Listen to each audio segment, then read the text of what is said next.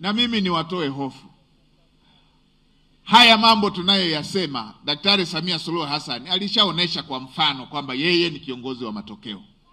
Katika miaka 5 iliyopita, Daktari Samia Suluhu Hassan amejenga hospitali zaidi ya 100 kwa nchi nzima, vituo vya afya zaidi ya 600 kwa nchi nzima, zahanati zaidi ya 2700 kwa nchi nzima.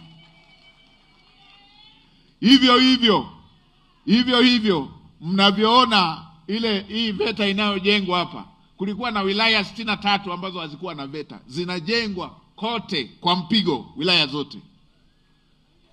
Zinajengwa shule za ufundi. Zamani tulikuwa na shule 5 tu za ufundi, tukigombania hizo. Na hapo ndo lilikuwa nakuja neno hili kwamba amefaulu lakini hajachaguliwa, kama vile kulikuwa na uchaguzi. Daktari Samia akajenga shule za amali 103 kwa mpigo kwa nchi nzima, na kati ya hizo 29 ni shule za ufundi, za uhandisi. Na kuna shule maalum ya wasichana kila mkoa.